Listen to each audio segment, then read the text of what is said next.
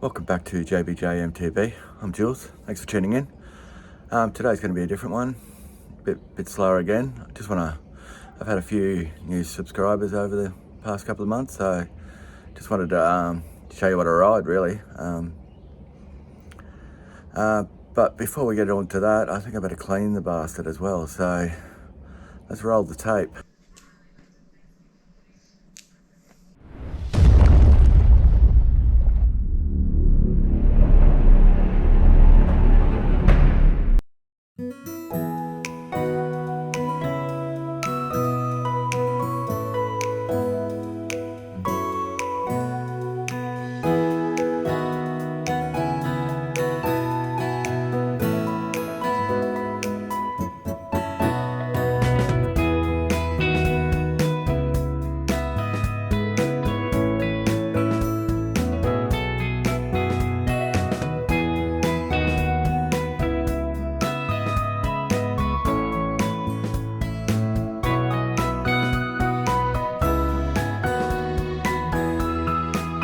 So, as mentioned in the intro, I just wanted to, I've got some new subscribers and obviously the old ones have hung around, which is awesome. You may or may not know that I ride an e-bike. Shock horror. It's quite a pulverising subject, but it is what it is. And I'd obviously do it outside, but we've got sunny Queensland at its best here, pissing it down rain, so we'll make the best of a shit situation. So yeah, like I said, I ride an e-bike. I'm a Norco guy. So this is a 2022 Norco Range VLT A1. So it's the aluminium version, and it's a weapon. So, just a quick rundown on what we've got. We've got 38mm forks with 180 travel, wicked, Shimano group set, gears, so Shimano SLX brakes, and Shimano SL shifter. We've got a Fox float, DH2, sorry, coil, 170 travel on the back. Got Shimano cranks at 165, Rife, Predator, polycarbon black pedals, 1x12 Shimano cassette, and I'm running a 720 battery in it with the EP8 motor and Shimano stops programming.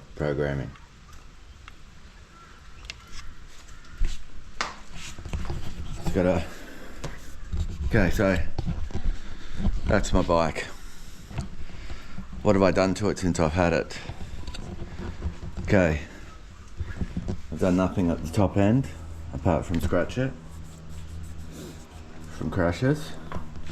I've covered it in Edge Tech frame protection, so all these little blemishes and scratches and shit like that are all covered, protecting the frame from Edge Tech. I put a new seat on it because it came with an ergon seat, and it hurt my ass. Fucking caned after sitting in a saddle for 41 kilometers or whatever, so I went for a slimmer line. I haven't been on a massive ride to see how good the Cloud Mark II is, but it seems to be going alright so far. So I've put I think come with 2 spaces, and I put 2 more in there, so it's got 4 volume spaces in the fork. And I pumped it up to like 100 psi, like heaps hard, and it was too hard. And then they started squeaking on me, so there was the air in the oil, so I dropped the air right out of it and just pumped it up to 85. And yeah, now I'm getting a lot more squish, which is brilliant, but I have bottomed it out a couple of times, so I'm going to put probably 5, bring it up to 90. I am 90 kilos in weight, so I'll bring it up to 90 to match my weight, see how that goes, if I need to put 5 more in, but I won't be going up to 100 because it's too stiff. The shock, they come stock with a 500 pound shock. I bottomed it out. I bottomed it out a couple of times, once at Boomers and once at Wedding Bells. So I thought because of my weight, I'd pump it up, I'd beef it up, and I got a 650. 650 was probably too much, looking back, but I could have gone to 600. It is quite firm, but I've got used to it now, and I'd rather be a bit more stiffer than I don't want to be bottoming out, so. The back wheel.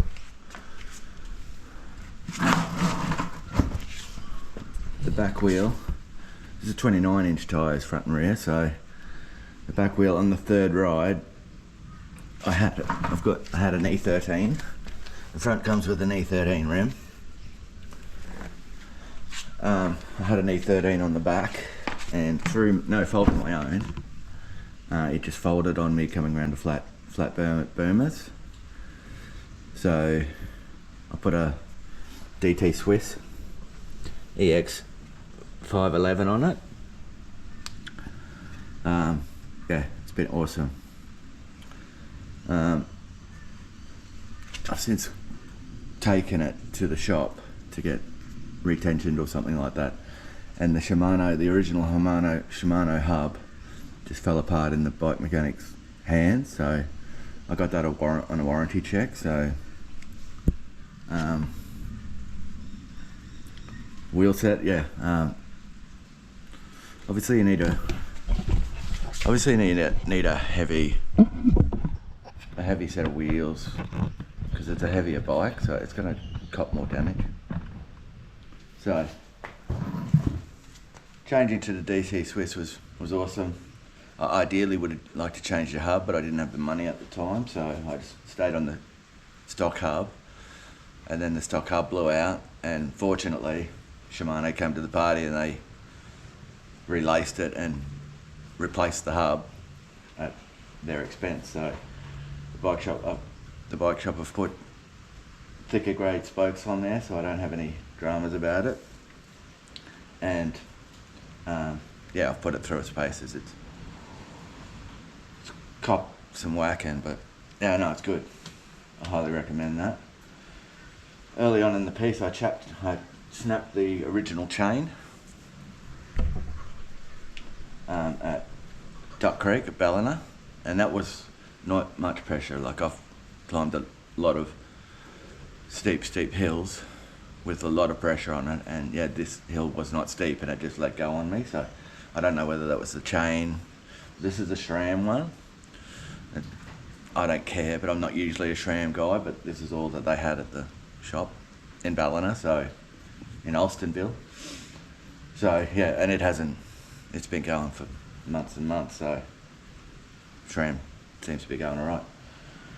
When I did break the chain, I actually bent one of the teeth on the chain ring.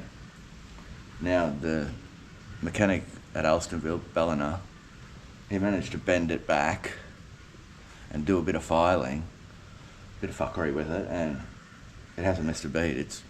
I was going to buy a new one to replace it, but I haven't needed to. It doesn't slip, it doesn't do anything. I will replace it eventually, but yeah, it's going great guns. So yeah, that's my whole bike. The tyres I got in there, Asseguys. As I've had it for a year, the grip is starting to look a bit rangy. I could have changed them ages ago, actually. They're on their last legs, definitely. The front's still on its way out, but it needs to be changed as well, so that'll be the next bet. I I do like the Maxis, but I am thinking of going the Michelin E-Wilds, the e-bike specific Michelin Wild Enduro ones. Just see how they go.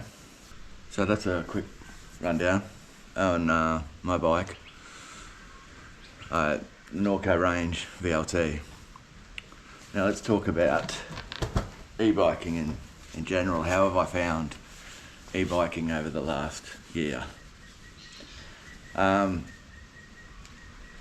It's a big subject. It's all over the internet. E-bikes are cheating, e-bikes this, e-bikes ruin trails, e-bikes make you a shit rider, e-bikes that... To me, none of that's true. Yes, they're heavy. They're heavy and they're a pig to push up for sessioning. That's one thing I don't like about it. It's a heavy fucker. But it's not a big thing with all the pros that you don't really worry about it. The other con is, my only other con with it is the limiter, the 25 kilometers. Now, it's that small of a con that it doesn't really bother me as such.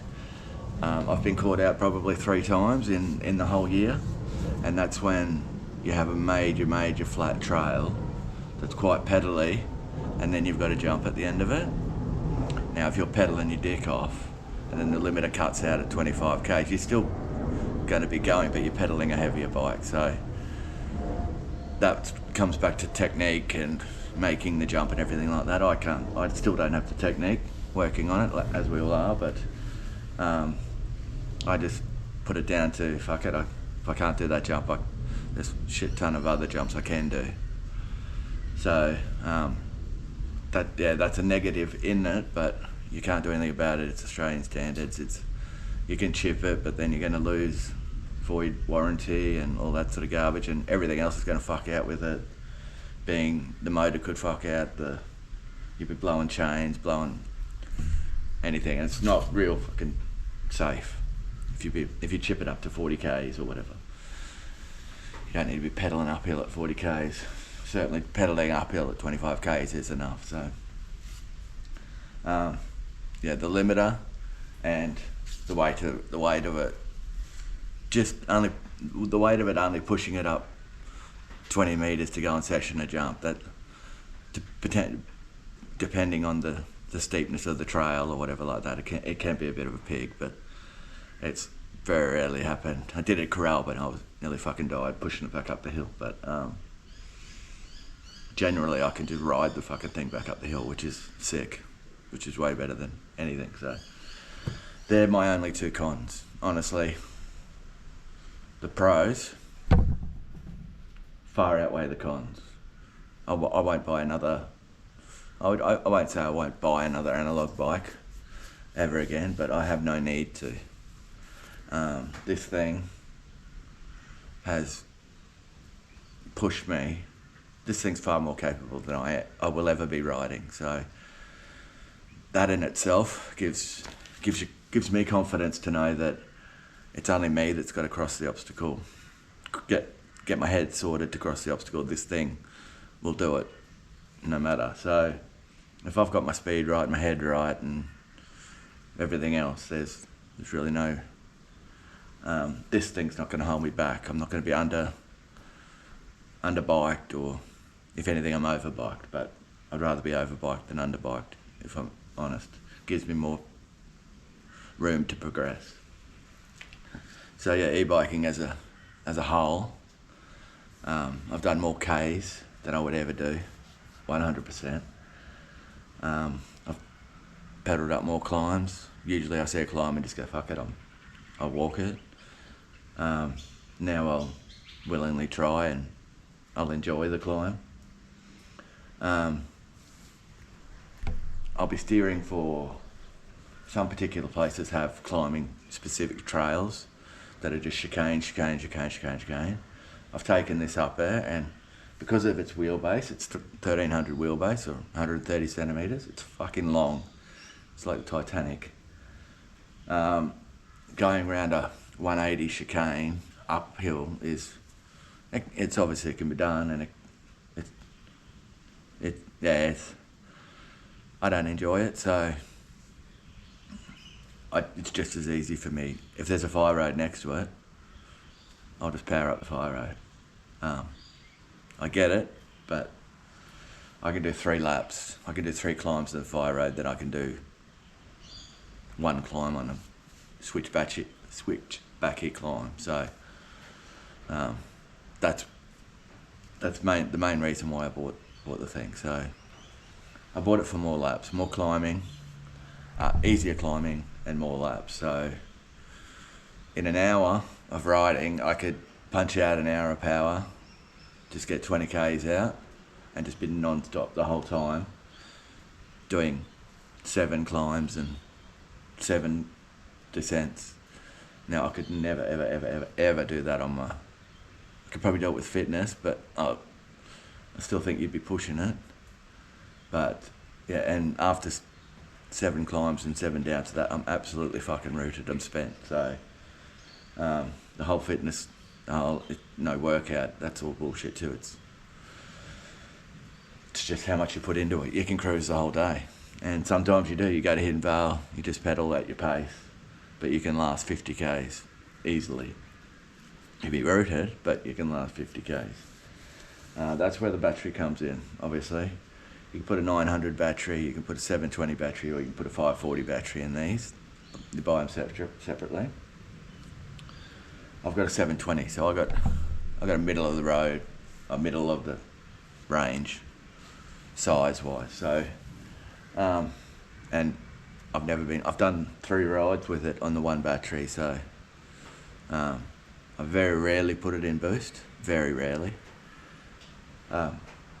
Only if I'm coming to the end of the day and I've got an hour and a half to go or 2 hours to go, I might pop it in boost to get up a climb quicker, but I'll keep it in trail the whole time. I've used the Eco once or twice just for battery management, but yeah, just keep it in trail, pop it in boost if I need to occasionally, but yeah, I don't ride down in boost, I don't ride up in boost, so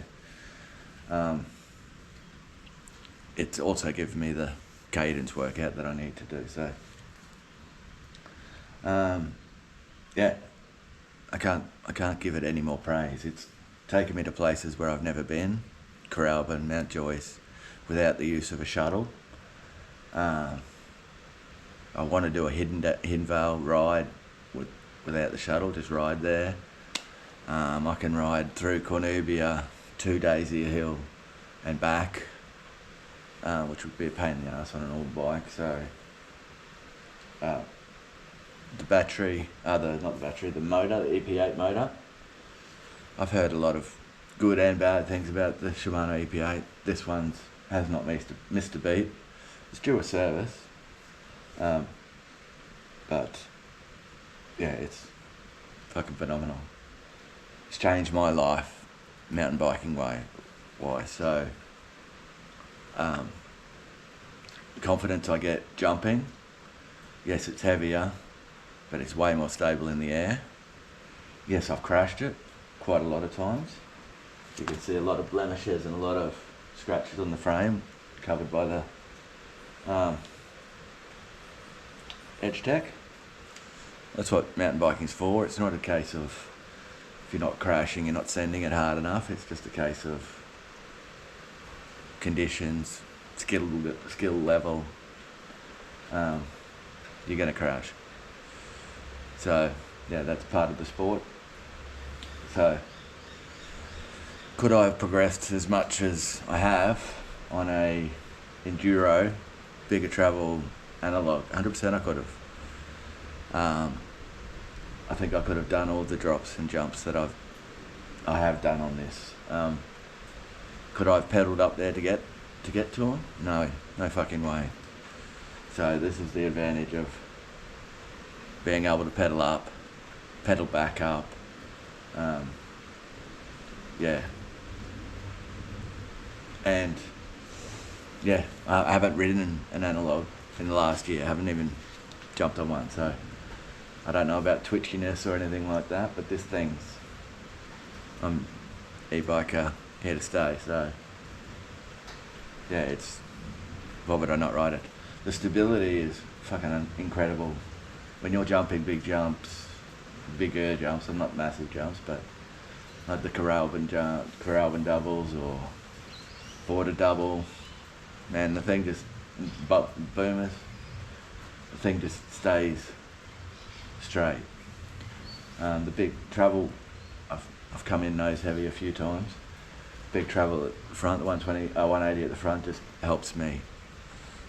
It's got me out of loads of shit off. Yeah, the big travel has saved my ass a shit ton. So yeah, I think I've rabbited on enough. There's nothing more to say really. Norco Range. Now the new one, the 2024, has a high pivot, like the analog version of the range. So it's got a high pivot and it's changed to a Bosch motor. I bought this one, 2022, in April 2023, so the very end of the 2022 model. So that's why I got it cheaper. I didn't get it cheap. I got it cheaper than buying, say, a brand new one. So that's how I was able to afford the Fox and all that sort of spec. So yeah, I won't be getting rid of it anytime soon, because I can't afford to buy a new bike every year. I am open to new bikes coming my way for free, but that's another story. Yeah, so e-bikes, I'm a big fan. Some people are not.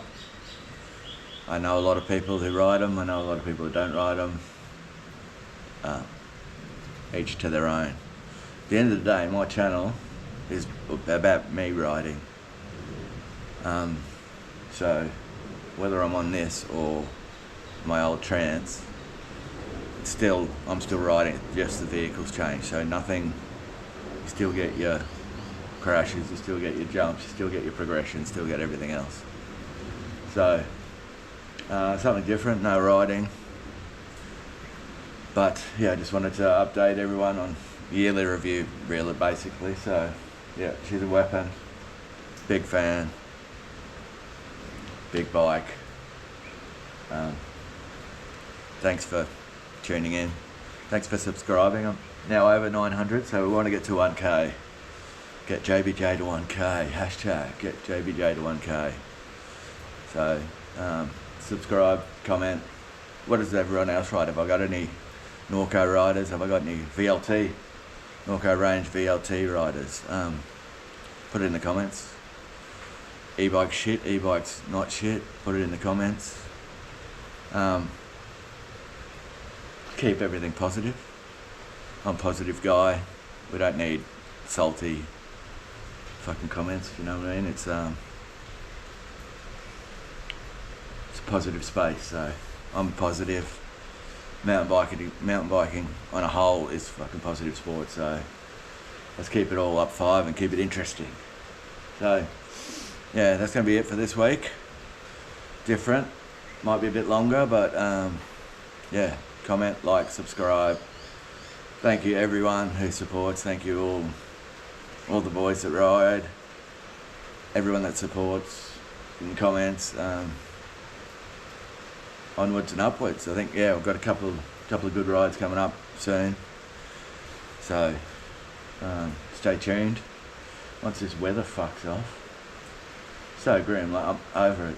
I'm glad everyone says, "Oh, we need the rain. We need the rain." Like, I'm glad we got the rain, but we can really fuck off now, just quietly. It's taking the piss. Yeah, it's been one of the shittest summers, rain-wise. Because yeah, I haven't been able to get out riding, so, and I don't want to ruin the trails. I don't want to do that. But anyway, enough piffle. Till next time, e-bike out.